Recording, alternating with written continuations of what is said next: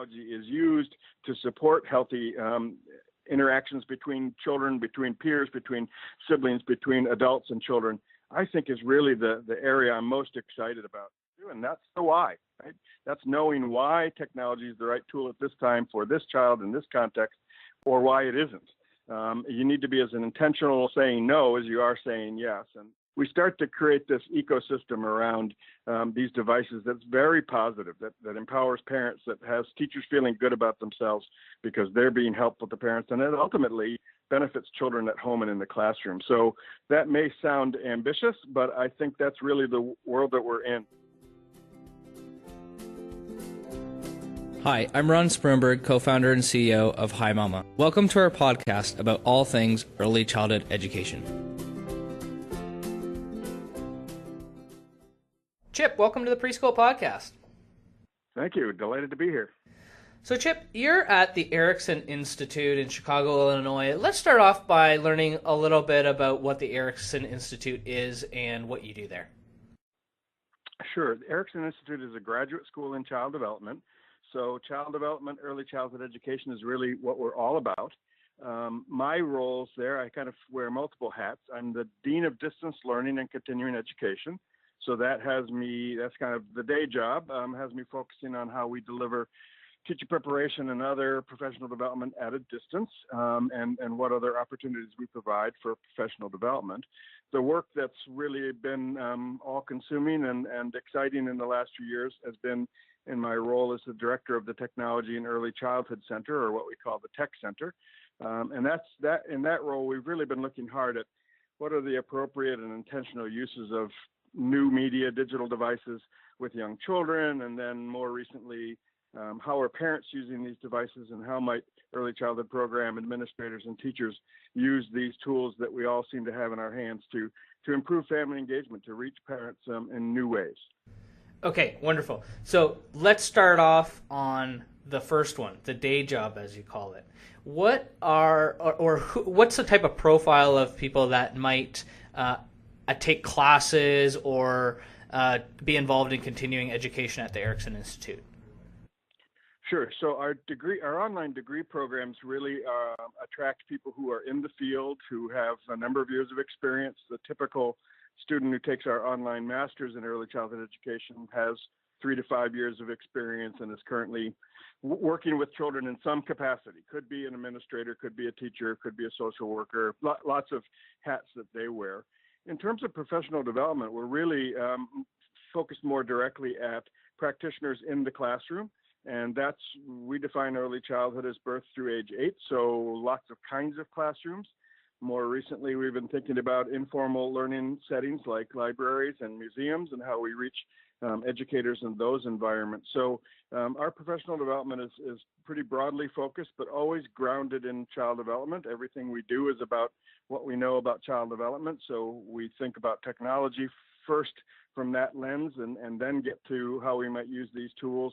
And I think our professional development offerings do the same thing. So we're very developmentally informed in our work, and I think that gives Erickson a unique voice in the conversation.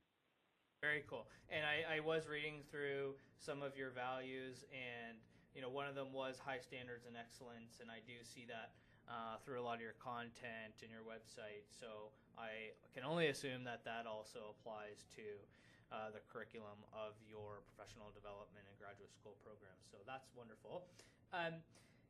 Now let's get into your second role, the second hat you wear, which is director of the Technology and Early Childhood Center.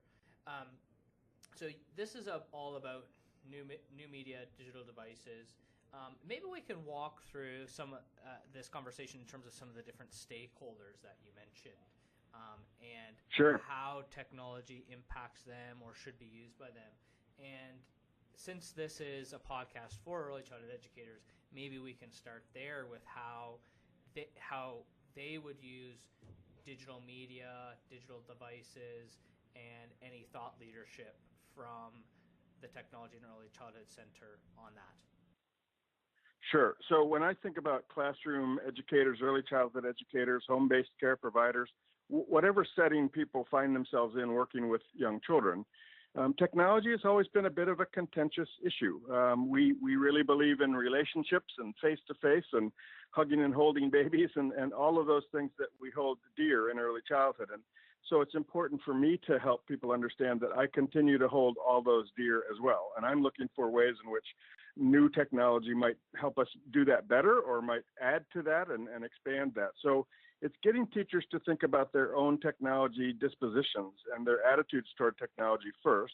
How do they feel about it? And that conversation has really shifted during my career. Really, now that most of us are walking around with smartphones in our hands, we have embraced technology in our own lives in new ways. So the conversation about how we embrace that same kind of technology in the classroom is a different one than it used to be, where there was much resistance to this whole idea. So I think educators are embracing these tools, but are still looking for help in figuring out, what's the right tool and when do I use it and when is it appropriate, and are still fearful that it may displace other things that they think are developmentally essential for kids. And so again, back to that core piece of advice from the Tech Center, which is that start with what your essentials are and then build on that and add technology as a tool in a way to do that. And one of the tools that I think teachers have been particularly interested in recently in our work has been this notion of how you can communicate with parents and families in new ways because of the fact that they have those same kinds of devices in their hands. Are there new opportunities to connect with families? Are there new tools available to teachers and to parents that can help us share information about the child's development and learning that can really engage parents in new ways and empower parents to feel more connected, because parents are worried about this digital age as well and are not sure what to do about all of that in their own homes. Yeah, and it's a very good point you raise about attitudes and sort of looking at technology as a complement to a lot of the face-to-face communications and relationships that, as you said, are super duper important, and you never want to sort of take away from those.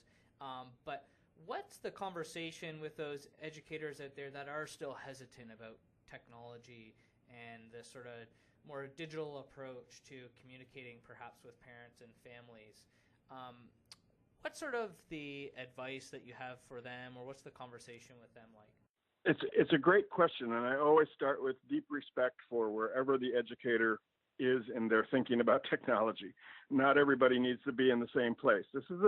While technology is not a new conversation in early childhood, digital media is relatively new, and it's come so fast, and it's impacted the way we live so quickly that educators sometimes feel themselves kind of reeling from all of this and not knowing really where even the entry point is.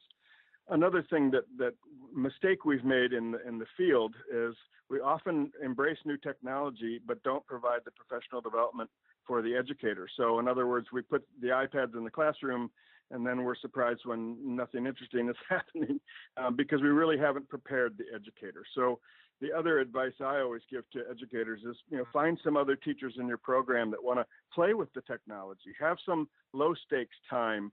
Don't start with a parent engagement process before you know how to use the tool yourself. Don't bring the technology in front of kids until you've had a chance to play and feel like you're a more competent and confident user of the technology. I also say, wherever you are today is fine, but what isn't fine in our profession is standing still. The world is moving rapidly and technology is moving rapidly. So you need to find your entry point. And if your entry point is the fact that you can't live without your smartphone, then maybe that's as good an entry point as any. But this is happening, and this is already here, and these are already tools that are in young children's hands. And when we started our work in the Tech Center, it was really with that awareness that these tools are already here. No one's going to uninvent the iPad. It's arrived. Doesn't it then fall to us as teacher educators and as educators in early childhood settings to figure out how to use it best? So it's not an if question. It's not about if we do it, but when we do it, how we do it, and in what ways we use technology to really enhance the child's learning experience or to enhance our communication with families. That's where the action is. Yeah, no, then that's excellent advice. And sort of some of the same advice that we give to some of our customers as a software company working in early childhood education is that professional development and training and teaching side is equally as important as the technology or the tool itself. Now, You mentioned communication with parents and families is one of the tools that teachers are talking about and are using. So that's a good segue into the second stakeholder, which is parents and families. What role do they play in this? The parents and families are critical in this, in all of us navigating the digital age in healthy ways for young children. It's brand new for all of us. But I find that families are really struggling with knowing, how much is too much. The screen time conversation comes up all the time, and we try to help parents understand that time, the number of minutes a child is using a device, is one metric for considering its value, but we also need to look at the content and the context in which they're using it, and the opportunities for interactions with others, with a peer, with a sibling, with the parent. So there are more layers to the onion on screen time than just time. And it used to be screen time was about how many minutes does a child watch television before you decided it's time to turn the TV off. And that's not as simple anymore. There's screens in so many places. So helping families feel confident, having their own kind of media use plan, I think, is critical. And educators can play an important role. We've been talking a lot about the role of an early childhood educator in whatever setting, formal or informal, as a media mentor, as someone who can help parents make decisions, know how to proceed well. But one of the cautions in all of that is we really, as adults, not just parents, but all of us, need to look at our own media behavior, because the children are watching us. So they're learning how to use media in their lives by watching how we use it. And if what we're doing is just staring at the screen and having disrupted parenting opportunities or disjointed conversations because we have to take the text message or the email, then we're teaching children that that's how you use media. So our big passion these days has been about empowering parents to take control of the media in their homes and turn it off sometimes, but be intentional about when it goes off. And if it's going to be device-free dinner, then it's got to be device-free for everybody, not just for the children. And, just some simple strategies around using media well, living well with media in the digital age, where, again, for parents, it's not going to go away. It's here. But I think teachers can play such a critical role. And so I would argue that in this family engagement, parent empowerment conversation, actually technology, ironically, gives us this amazing opportunity to have a rich conversation and to be a trusted source to parents. So if we can get parents using technology, learning about how to use technology by using it, using technology to communicate with us about their concerns, we start to create this ecosystem around these devices that's very positive, that empowers parents, that has teachers feeling good about themselves because they're being helpful to parents, and it ultimately benefits children at home and in the classroom. So that may sound ambitious, but I think that's really the world that we're in. So I'm always trying to engage educators in that conversation about how can you be a media mentor for the parents of the children in your care. That's a great thought there. I never really thought about it that way, but it's almost an opportunity, as you say, a media mentor, like a thought leader for the parents, and that's really showing the parents as well that, as early childhood educators, we're well versed in everything related to early childhood education, including technology. Exactly. Yeah, and that's a very interesting position. Now, on the final piece, the final stakeholder, and of course the most important one, is the children themselves. Right. What are the benefits? What are the risks of technology in early childhood education when we're talking about children birth through age 8? Right. So when we talk about very young children, infants and toddlers, we all have cautions about, do they actually even need technology experiences or screen experiences? One of the things that's exciting to us is this whole movement around tangible tech, around technology tools like simple robotics and other things that kids can play with that are technology-based but aren't screen-based. And so that, kind of helps with that screen time conversation. I think we go back to what we think is most important and then look for the connections to technology. So, we talk about, Lisa Guernsey, a colleague of ours, coined the phrase the 3 C's, which is content, context, and the individual child. And we think that's a great framework for educators to think about when they're making decisions around, is this the right time to introduce technology or integrate technology? we think about the whole child development, because sometimes educators and parents think about technology as cognitive learning tools, and they certainly can be that, but they can be tools to support social emotional learning as well, and ways to get children up and moving and support their physical development. So we really try to nudge educators who understand this whole child idea into thinking about how does technology support the whole child. I mentioned earlier this notion of essentials. So if there are things that we think are critical in a young child's life, then how do we be sure that those don't go away? And if anything, technology is used to enhance them, or technology isn't a choice at that point. One of the things that we've talked about the most recently, and seems to be in the literature a lot, is the opportunity for young children to be media creators, not just media consumers. And I think this is a huge opportunity for parents and for educators to really think differently about the technology.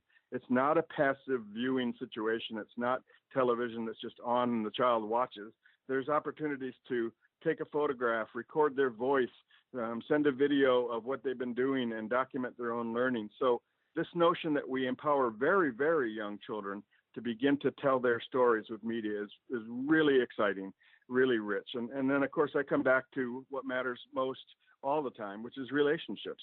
And we know with very young children that the key to all of this is about a close relationship with a caring adult. And so, how does technology enhance the relationship, encourage interactions, bring adults and children together? And if it doesn't, if it's a barrier, if it's in between the relationship, then it's not the appropriate use. And so, back to this notion that technology is great, but lots of things in an early childhood environment are great, like art materials and blocks and other things that kids use. So this is no more special than any of the other materials that we have kids have access to. It needs some specific kinds of thinking because of its affordances, but when we can get adults to think about how to use this to enhance the early years, then I think adults start to get excited about this possibility. And then we throw in the notion of enhancing their engagement and communication with families, and it starts to be very compelling.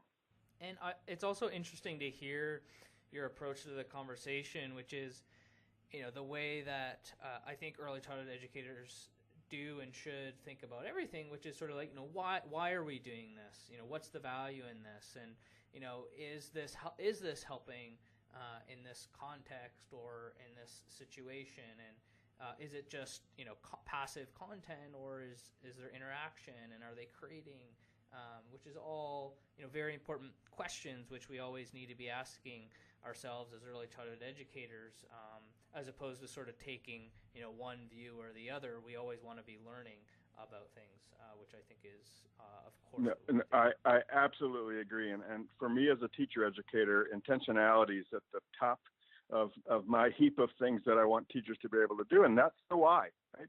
That's knowing why technology is the right tool at this time for this child in this context, or why it isn't. You need to be as an intentional saying no as you are saying yes. And intentionality is hard won. It's not, you have to spend lots of time with kids to become intentional as an early childhood educator. But that's exactly right. We need to decide what's appropriate and be very intentional about whether this is the right tool for the right child at the right time. And I think that's liberating for teachers as well. It's not a catch-all. It's not a do-all. It's not the answer to all of our early childhood needs or woes. It's just another tool. And they make decisions about tools every day, so they can make decisions about technology in the same way. So, Chip, you're at the forefront of research and understanding of technology in early childhood education. Where are we at on the whole in terms of understanding this and implementing technology effectively in an early childhood education environment? I think it's a great question to ask, where are we now? Given the pace of technology, you could argue that we're falling behind every day and we'll never catch up. I prefer to think of it as this emerging knowledge base. And when we start with what we already know about child development and early learning and tools for learning, we actually aren't behind at all. We actually come well equipped, and educators are well equipped to begin this conversation. Do we need to learn more? Sure. We can always learn more, but do we have a platform to begin the conversation? I think that we do. I think the area that I'm most interested in and passionate about, because we come from Erickson Institute and as child development people, is this social emotional learning connection. and whether technology can be a tool that supports healthy social emotional learning and development for young children, or whether it's a tool that interrupts. And of course, there's never an either or. It's not one or the other. But how technology is used to support healthy interactions between children, between peers, between siblings, between adults and children, I think is really the area I'm most excited about. And it tends to be the area that educators aren't thinking as much about. If anything, it's an area they're really worried about. The technology use will isolate kids from each other, when in fact we're finding just the opposite. And that screens and other kinds of technologies can really be invitations for kids to come together and to learn in rich ways with each other. So, I think flipping that on its head, but we've done some recent research into what do we know about this, and we don't know enough yet. So I would argue that where we're headed is the understanding of how technology fits into whole child development, and then how technology is woven into teacher preparation, pre-service and in-service, more effectively, so that the teachers who are coming out of teacher preparation programs today are equipped to use the tools of today.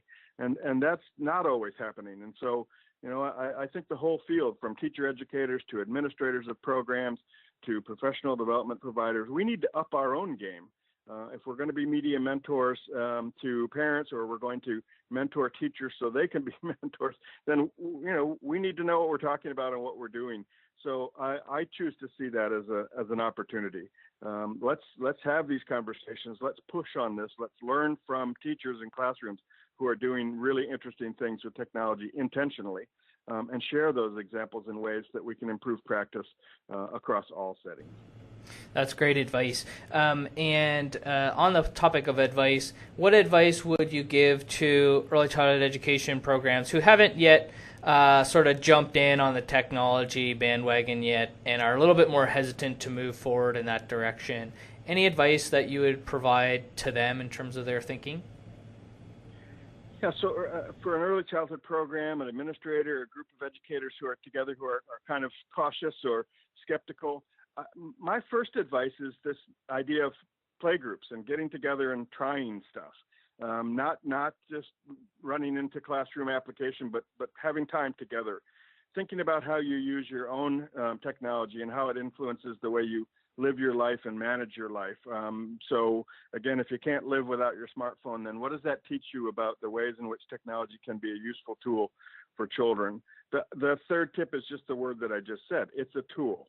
It's a tool for learning. And while it can be a tool for teaching, it's also a tool for learning. And I think sometimes educators are intimidated or threatened by the notion of technology being the teacher. And that's not what I'm seeing at all. I'm seeing technology being this amazing opportunity for children to explore and discover, to co-view with adults, to be jointly engaged in an activity with an adult. That it's a platform certainly for teaching, but it's a platform for learning as well. So I guess in the long run, my advice is start with what you know about child development and learning. Start with what you know about the particular children in your program and in your classroom, and then begin to think about what are the ways you want to put your toe in the water. It doesn't have to be an all-in moment, but I do think you need to start thinking about taking those first steps and trying something that feels safe and comfortable, being very reflective about it, being very critical about whether it worked or didn't work, and how well it worked. So you really start a community conversation within your program around appropriate and intentional use of technology, and become the experts within your program and be able to define, this is the way we use technology here, and this is why we use it that way here. We've thought about it, we've tried it, we've used it with kids, and this is our approach. And I think that's very empowering. Awesome advice. Chip, if I'm listening to the podcast and I want to learn more about the Erickson Institute or technology in early childhood education, where should I go? What are some good resources? Yeah, so Erickson Institute is online at erickson.edu, and the Tech Center is online at teccenter.erickson.edu. Both of those sites, I think, are good places to begin. If you come to the Tech Center site, then you're also going to have a launching pad to lots of other resources, because part of our work has been to be curators of the best thinking that's out there. We're not the only thinkers here. So, come here and learn about the latest research. Come here and see some show me videos that can show you what teachers are doing with technology today and how it works. So we'd invite you to be part of that community and sign up for our newsletter and other ways in which you can get into the conversation. But again, we're one part of the conversation. What we really love is connecting educators to the conversation broadly defined. So to us, but through us as well, to other people that are doing some really interesting work, and to hear their voices. It can't just be pushing information out, right? We really want to hear from educators about what they're doing and what works well and what they're struggling with, and start a professional conversation around something that's very new to all of us, but that we've got some excitement about and we think has great potential. Awesome, Chip. I love your approach to everything, which is, let's have a conversation. We're all learning. There's no right, there's no wrong, and everybody's in different places. So I really love that approach, and I think especially for the early childhood educators out there, that's certainly something that I think would resonate.